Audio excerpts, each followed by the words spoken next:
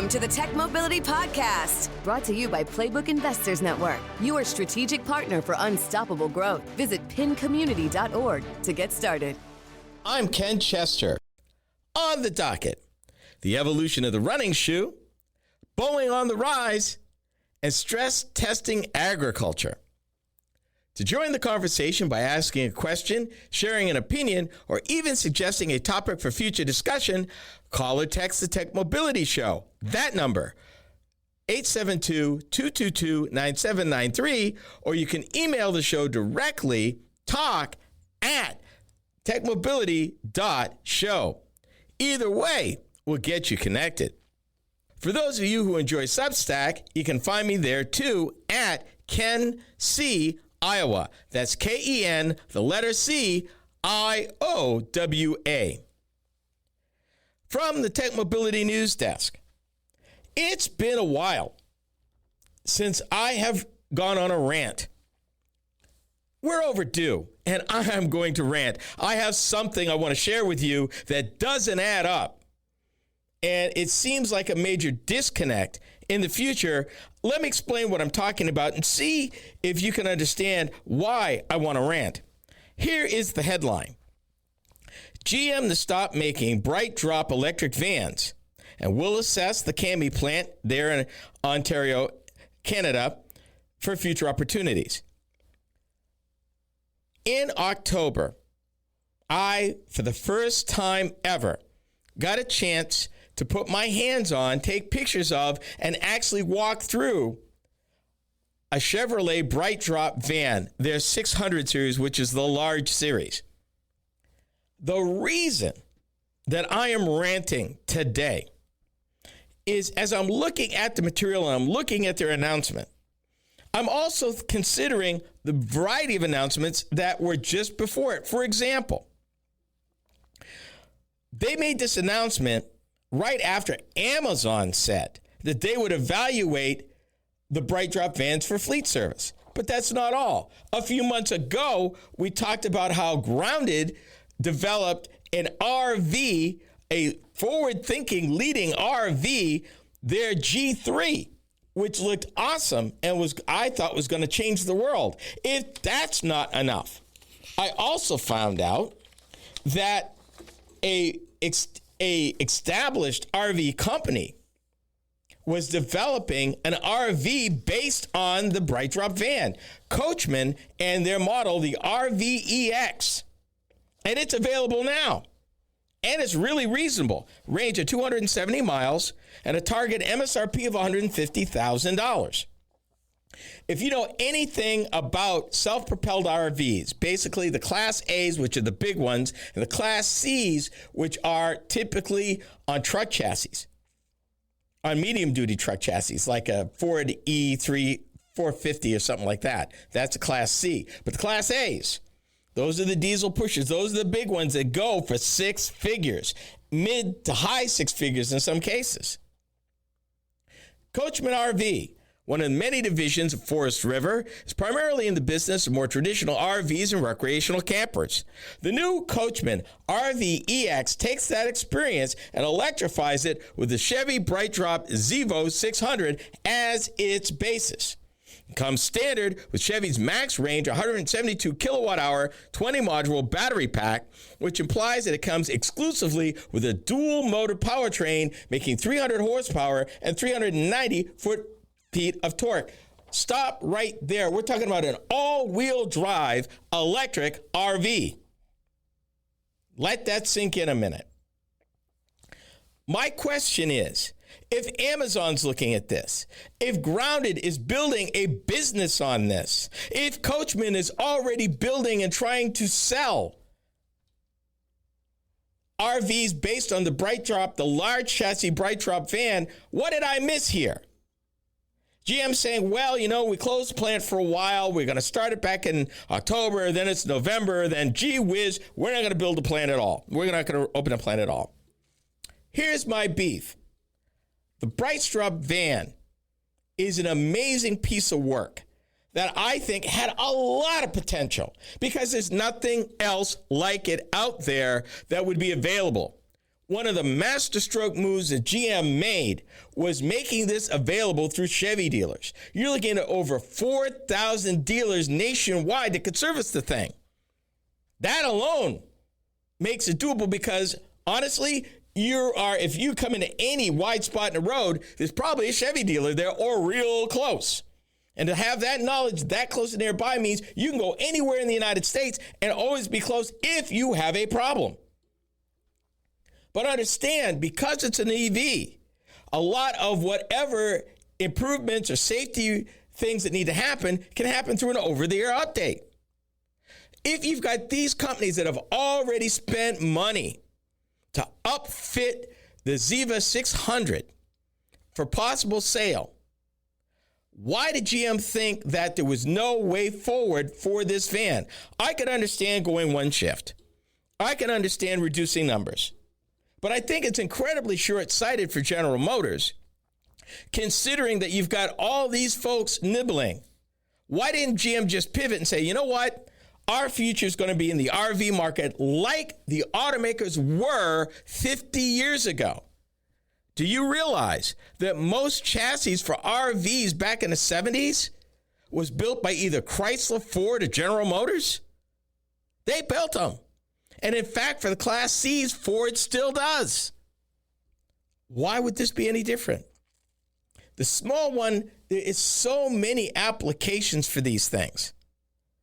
And it seems to me incredibly short-sighted that, okay, you've spent the money, you've developed this thing, and now you're saying, oh, gee, there's no way we can move forward. We don't see a way forward. Bear in mind, these were not subject to the EV credit. And the price, the one I looked at was the extended range max Zevo 600. It was an empty shell, didn't have anything in it. And I believe the price there was $83,000. Basically what you would pay for an upscale pickup truck. And in the commercial world, it's a pittance compared to other vehicles that you would spend money on. So it's not out there. I would understand if the chassis started at $120,000, $130,000, $140,000. I'm like, okay, you're probably priced out. But at right around $80,000 to start, and then you probably spend another $20,000, $30,000, $40,000 to upfit it. And you've got major companies that saw the value. They've done the initial testing to decide that the BrightDrop Zevo 600 was worth spending money to develop a product on. That says something, because these companies are not going to bet and assess and allocate engineering time and production time and everything that goes with an upfit if they didn't think that the underlying chassis had value. So my question to GM is, what really is going on? You've got these companies, and I'm talking about what is in the trade press. What I'm talking to you now was in the trade press just a few months before they turned the lights out. The argument that they have is, well, the market for them has struggled to gain traction. GM, when did that ever stop you? Let me take you back. For a lot of you, you probably don't know this, but let's go back to the 70s for a minute. We're going back 50 years. In the 1970s, we had two oil shocks. 1973, gas prices shot through the roof. Everybody abandoned large cars. 1977 happened again. Here's the difference. In the second oil shock, GM and engineered, they took their full-size cars their intermediate cars and downsized them. For the 77 model year, they downsized them. Guess what? Nobody wanted them. Sales dropped off. Nobody wanted them. Oil shock hit the next year. What was the only part of GM that was profitable? The intermediates that everybody didn't want the year before. This happens, ebb and flow in this industry. What I'm hoping is some other company looks at the tooling of the BrightDrop and goes, you know what? We see a business here and it's worth buying. And that GM just sells it to somebody else. If GM doesn't have the stomach for it, I'm hoping somebody in the RV field or the upfitter field does. Bottom line, the BrightDrop doesn't deserve to die, and GM is wrong on this. I've experienced the thing. They're wrong. As with everything else, changes come for the basic running shoe. You are listening to the Tech Mobility Show.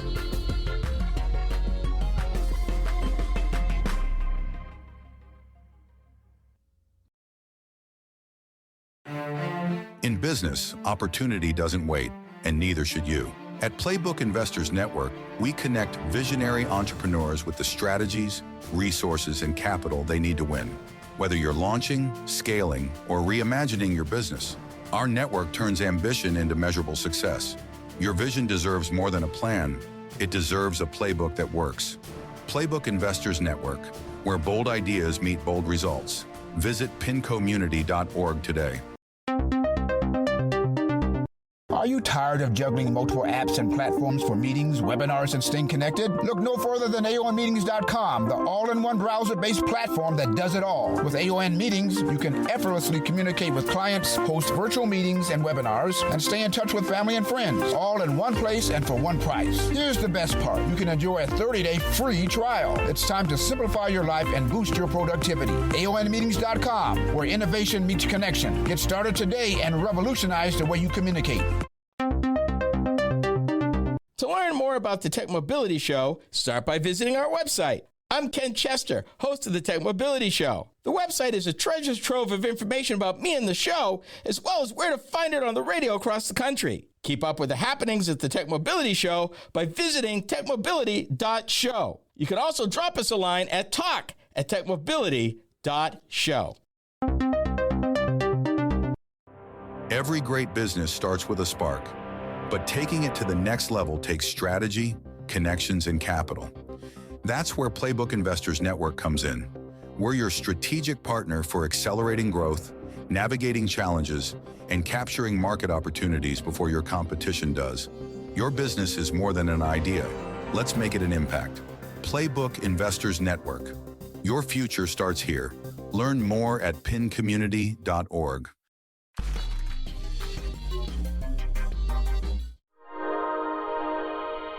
First, we made Plymouth Grand Voyager seats more comfortable. Then we built in child safety seats for added convenience. Now we put them on wheels. Where can you find the newest thing in a minivan? Second door on your right, Plymouth Grand Voyager, with America's only available driver's side sliding door. Only from the minivan store at your Chrysler and Plymouth dealer. See your local Northwest Chrysler Plymouth dealer. The big thing that year, the new minivans that came out for the 1996 model year for Chrysler, the big thing was the driver's side sliding passenger door. It turned the industry upside down. It was something that consumers didn't realize they wanted it until they did. Ford and GM were at a disadvantage because up till then, the minivans, which were not quite at its apex, but were still growing, Chrysler invented the minivan craze back in 1984. We're 11 years in by this time, and they're still innovating. Ford rushed to market an oversized driver's door in order to facilitate that. GM didn't even address it and would get out of the minivan business completely by the turn of the century. Ford would eventually throw in the towel on the Windstar. But it was that second door. In fact, a lot of people don't realize there were two different sizes of Chrysler minivan back in that day. There was the short wheelbase, which was always a three-door, and the long wheelbase, which became the minivan that people know today, that had the dual sliding doors. And yeah, in the mid-1990s, that was a big deal. It was a game changer. And bear in mind, at that time, Chrysler was building north of 500,000 plus minivans a year across the Chrysler Town and Country, Dodge Caravan and Grand Caravan, Plymouth Voyager, and Plymouth Grand Voyager.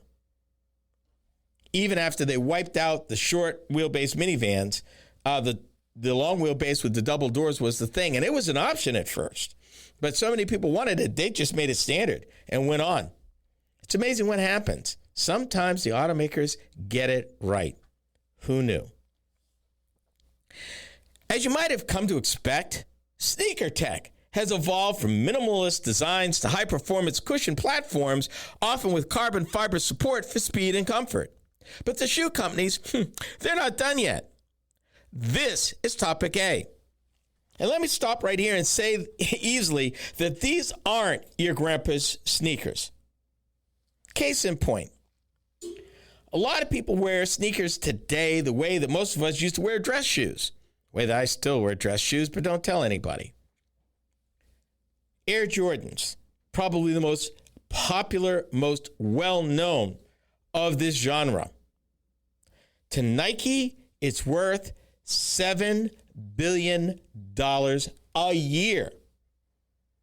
On the Nike campus, they have a whole building dedicated to that brand alone.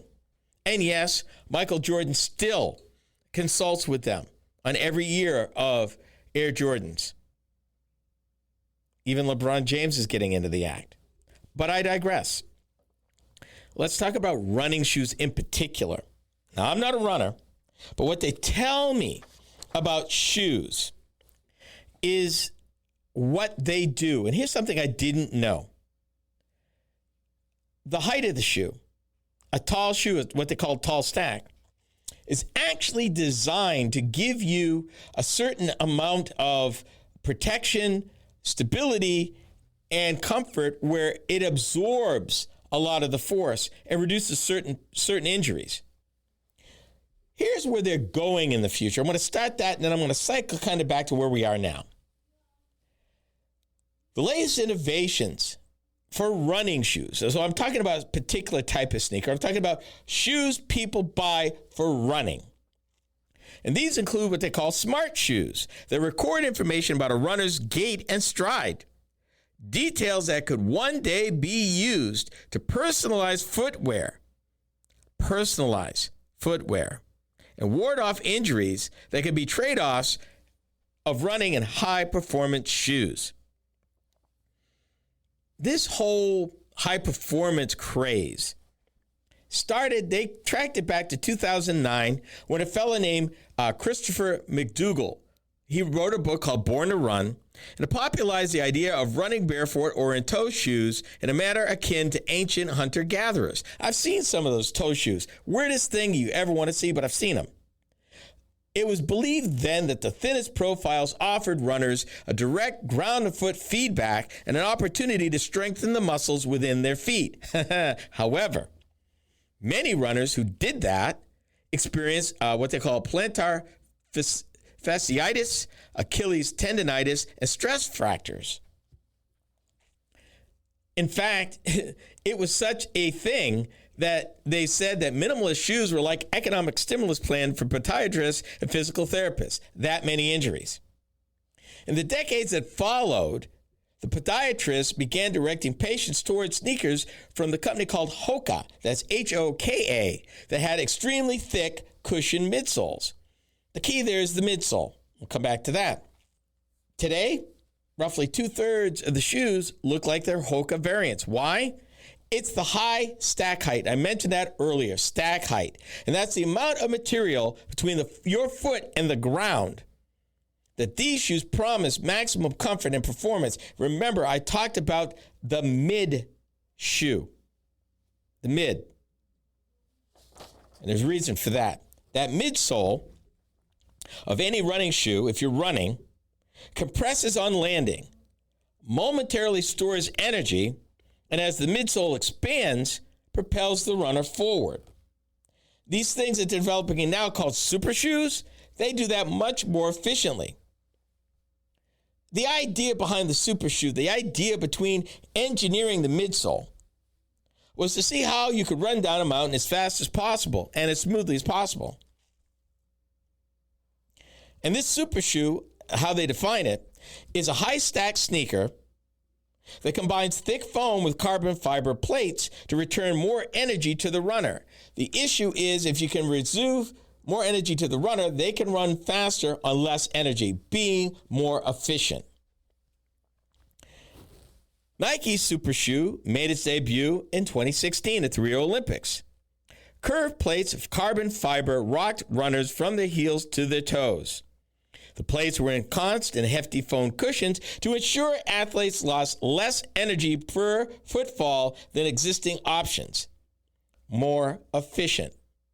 The design enabled wearers to run faster for the same effort, shaving minutes off marathon times. And that kind of blew up the industry. In fact, it was such a thing that they actually set, and I got to find the organization that actually set a standard of 1.6 millimeters high in order to mitigate, folks making bigger and bigger shoes. It's a thing now. However, the downside of a shoe with a higher stack height is, ironically, it's less stable. And if you're moving those injuries from the ankles and the toes, it ends up in the knees and the hips. You just moved it up. So it's a trade-off of what you're doing. But they're doing this thing. And they're just measuring more in order to get personal. That's the future. Down and out for the last several years, Boeing is finally rising to the challenge and taking on rival Airbus. This is the Tech Mobility Show.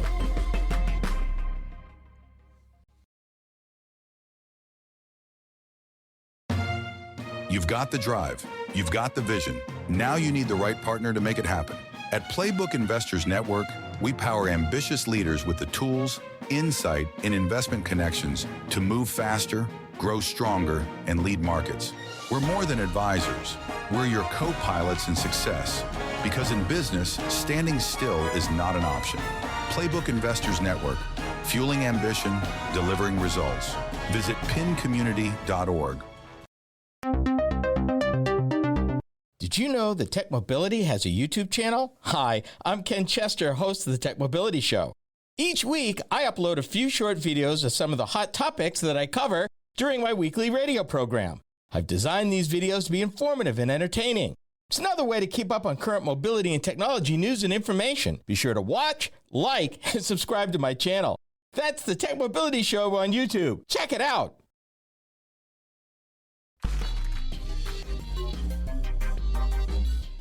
In recent years, commercial aircraft manufacturer Boeing has had nothing but bad luck and a string of misfortunes regarding several aspects of its business. 2 major crashes of its 737 MAX aircraft, continuing problems with its 787 Dreamliner, and a malfunctioning spacecraft that stranded 2 American astronauts in space for months. The jet maker seems to be back on track these days and loaded for bear. This is Topic B. This is the kind of conversation that I would have had with my dad back in the day. My dad was a commercial aircraft technician for U.S. Air, and we get into all kinds of conversations. And I would have loved to have picked his mind about Boeing versus Airbus. This has been an interesting conversation. But here's what's going on. Boeing is actually in the beginning talks to develop a new narrow-body plane to replace the 737 MAX, which has been beset by production problems. I want to back up right here because in my research of Boeing jets, I don't know if you realize, the first commercial jet, was the Boeing 707. And the 707 and I are the same age. It came out in 1958. The next plane that became popular was the 3-engined 727, which Boeing built in tremendous numbers and flew for years. And it came out in the early 1960s. In the late 1960s, Boeing rolled out the 737. Yeah, this plane has been flying for over 60 years. The 737 MAX was its most recent iteration or variant. They haven't been building, the MAX is not that old, but the systems and the plane it's based on was. Everybody remembers, or you might remember, the 747, which was the biggest thing that Boeing built. And that came out in 1970. So the 50s and 60s, Boeing was on a roll. Bringing out jets, airlines was eating it up. They were putting planes down, cost per mile was dropping, and airline travel was becoming more of a thing. In the 80s, Boeing continued on a roll with the 757 and 767. And you probably remember the 67s are still in the air. Here's what you may not know about Boeing. At that same time, Boeing was looking at developing a third plane called the 777 in the mid-1980s. Because their argument is they needed a plane that was a little bit smaller than the 747, but could replace what they knew were aging first-generation three-engine large planes, the McDonnell Douglas AMD-11 and Lockheed L-1011 TriStar. And I bet you didn't know Lockheed used to make commercial airplanes, but they did. They did. They don't anymore, but they did. The airlines didn't want that. They weren't interested. So they shelved it. Boeing went on. In the late 1980s, they dusted off the plan again. Went to 8 airlines, something they never do. And these 8 airlines became the working group that developed something that became the 777. See, I didn't even know about that plane. I don't know if you knew about it, but I didn't know about it. And the plane started flying 30 years ago. And for all the traveling that I've done, I have never flown a 777. And there are a ton of airlines that fly it. You never hear about this plane. Here's something else you don't know. The 777 in its various iterations is now the most popular plane built. Boeing has built over 2,300 of them flying. And they're getting ready now to look at another new plane. We heard about the 787 and all the problems it had, which was their most recent plane. But Boeing's gone back to basics. They've gone back into the plants. They've dealt with the crisis. They've slowed down development because they wanted to get it right. The new guy who is there, Kelly Ossoff, I believe his name is, and wanted to get it together. They wanted to get it right. They wanted to do what they needed to do, and it was a heavy lift. But they did it. And Boeing is back in the game. And they're looking at replacing, finally, the 737. Here's something you may not know. Boeing's starting to have talks. But that plane that they're talking about now won't even be in the sky for 10 years. 10 years. The new Boeing jet would enter service around 2037. A 10-plus year planning horizon is common in aviation. And consider this. The 737 that they're flying now, which is also very popular, will be 70 years old. 70. A Boeing representative said that the company continues to focus on its recovery plan, including clearing a backlog of nearly 6,000 commercial planes and certifying the new 737 and 777 models. How a manufacturer like Boeing, like Airbus, keeps going is they will produce different variants of a plane depending on airline demand, whether the freight airlines want something or the existing passenger airlines want something a little different. Obviously, it's a lot cheaper to tweak an existing plane and get it certified than to build a complete new one from scratch. And by the way, that 777 that came out in the mid-1990s was their first completely computer-designed plane.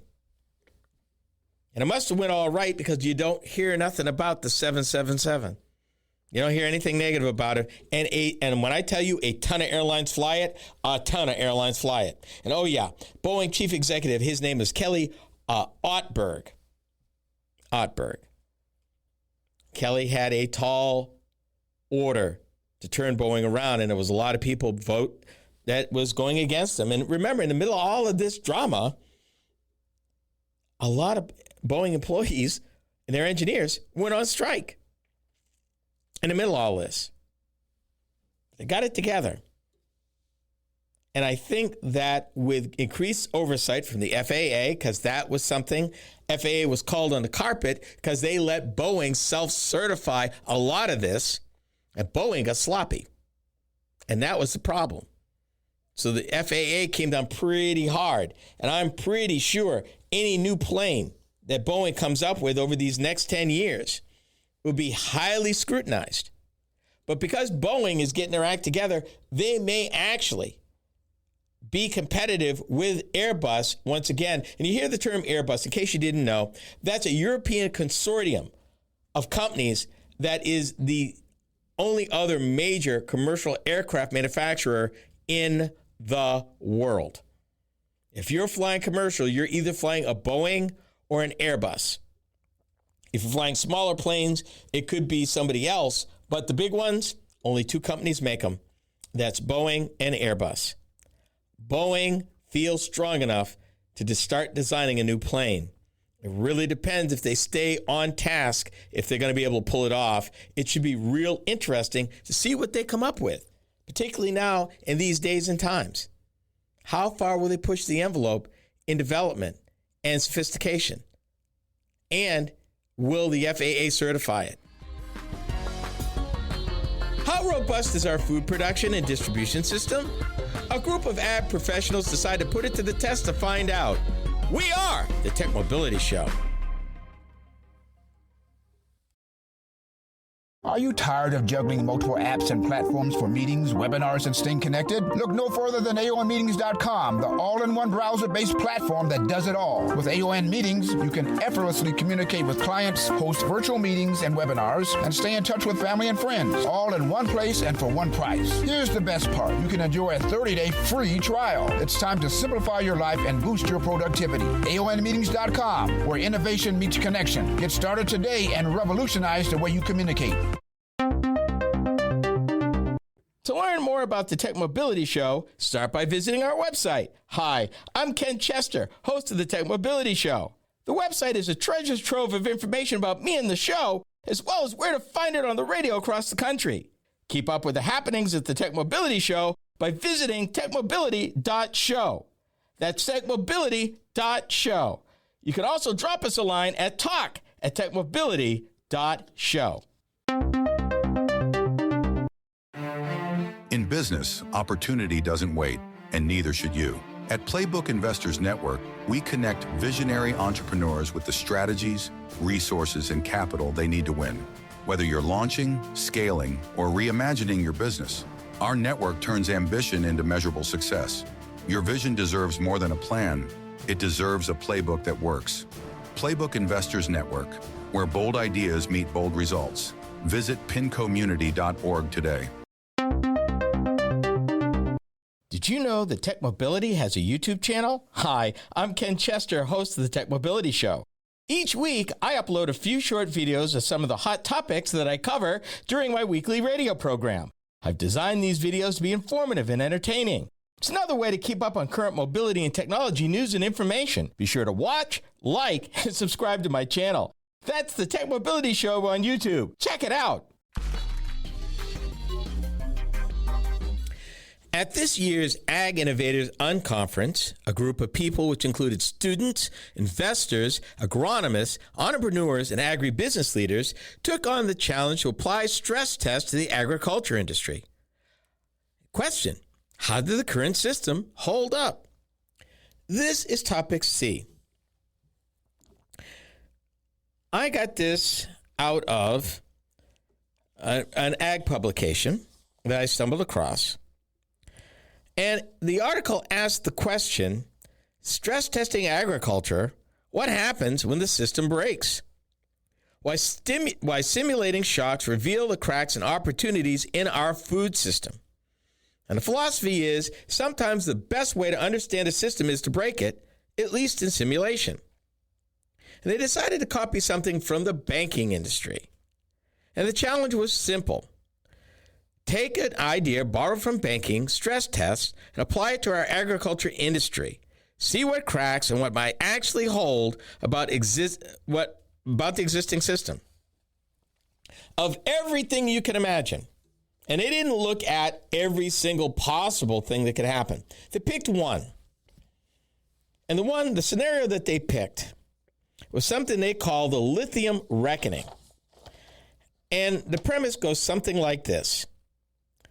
Agriculture system shock. AI boom drives lithium rush. Midwest aquifer collapses under pressure. In the future, this is what they propose. This is the premise. In 2027, a lithium-rich brine deposit is discovered beneath the Cambrian Orthodosian aquifer, triggering a rush to supply AI-driven data centers. Extraction accelerates under emergency federal domestic precious mineral sourcing policy. Combined with drought, weak water governance, and decades of use, aquifer levels plunge and regional climate patterns become more volatile as ecosystem is thrown off balance. A regional water crisis unfolds and impacts the global agriculture production. That is where the workshop began. So, what happened next? They looked at orders of impact. First order impact, obvious hits first. Water restrictions hit hard and fast. Irrigation is banned across the Midwest. Cattle herds are culled. Feedlots close. Farmland values swing depending on mineral rights. Commodities prices spike. Panic sets in. Everyone turns to rivers for water, and barge traffic grinds to a halt. Takeaway, it's not subtle. When water disappears, so does agriculture as we know it. That's first order impact. Second order impact, the system starts to shift. Then things get more complicated. Water rights get rewritten. Fights break out at the federal, state, and local level. Let me stop right there. This is happening in real time, right now. We haven't talked a while about the Colorado River. But in the Colorado River, a couple of years ago, they had already declared a Tier 1 emergency in the lower basin.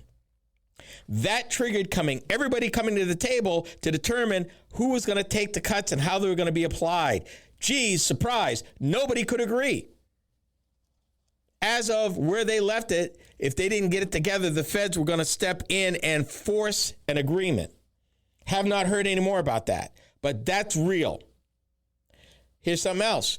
Universities pivot to water efficiency research. That's actually happening in Indonesia right now. They are ground zero for water conservation research because they don't have any water. All the water they got's imported. So they know a little something about preserving water. Here's something. Brazil and Argentina quietly take global market share. Rural communities hollow out. Mental health issues rise. Public perception shifts, and suddenly AI isn't about innovation, it's about extraction. And this is the part we rarely talk about in agriculture. When physical resources get tight, the human systems, policy, culture, community start to break down just as fast. It's interesting that they did not point out here farm defaults and collapsing of the local financial systems as the banks fail. They didn't mention any of that. Because if the farmers can't grow, they can't bring in crops. That messes the whole financial setup in the rural communities. They kind of allude to it when they say rural communities hollow out, but they really don't say why. And it's unfortunate that they didn't spend any time talking about that. Third order impacts. Everything rebuilds, just differently. Eventually, the system finds a new equilibrium, but it doesn't look like the old one. Lithium prices drop, supply and demand. Solar and storage become cheap. The Midwest leans into energy instead of crops. And here's some stuff. I'm going to read it. You can make up your own mind. This is they came up with. Prairie restoration takes off. Buffalo returns. Beef gets replaced by buffalo and goat. Rail investment surges as river transport fails. Diets change. Water use changes. Priorities change. Canada becomes the world's reliable water supplier. AI usage even gets rationed 2 queries per person per day because the environmental cost finally outweighs the convenience. Sounds extreme, but every part of the chain came from participants who live inside the system. And when you give people space to connect the dots, they'll tell you exactly how fast it unravels. I got questions. Some like this. Does that mean, in this case, if Canada becomes the world's reliable water supplier, that we're now building pipelines for water in the United States? Food for thought. And AI gets rationed. How would you even regulate that? They sum it with this. Building resilience before it is forced. The point of an exercise like this isn't to predict the future, but to stop pretending we can't see it coming. The ground rules. See clarification, don't argue. Contradicting consequences can exist. Big jump? Help connect the dots. Stuck? Global markets, science, policy, psychology, financial markets. A few no-regret moves came out of every group discussion. Diversify supply chains and sourcing regions. Invest in water tech, irrigation efficiency, reuse, purification. And I'm going to add to that one. Good idea regardless of where you are. We need to stop treating water like an infinite resource. Ask the folks in the Colorado River, because that's an issue.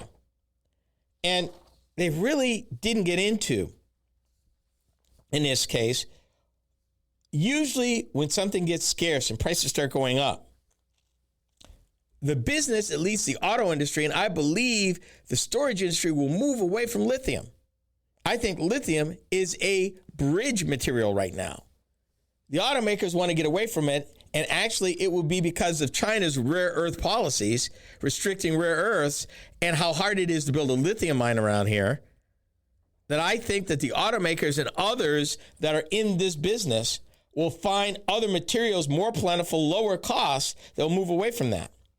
I think what they're talking about is temporary at best, but we've seen the parts here, at least in Iowa.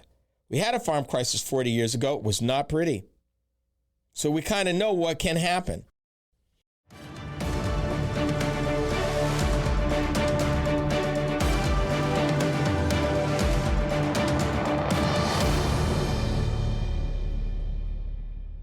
This is the Tech Mobility Podcast.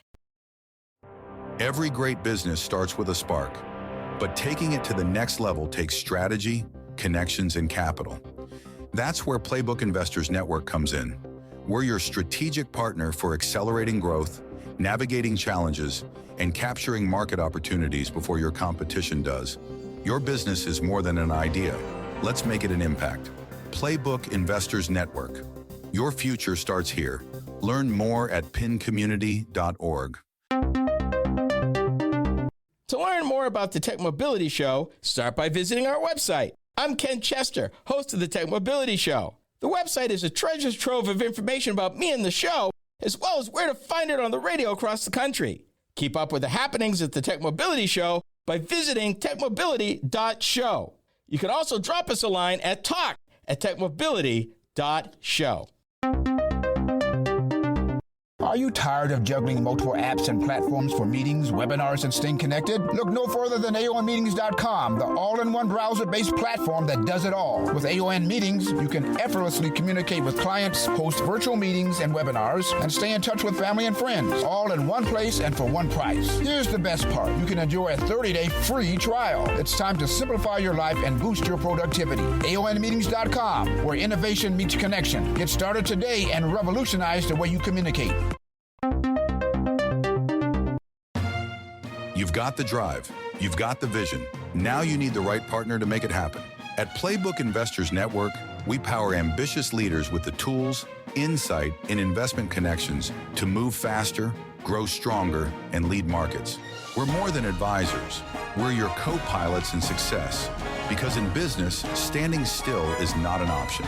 Playbook Investors Network, fueling ambition, delivering results. Visit pincommunity.org.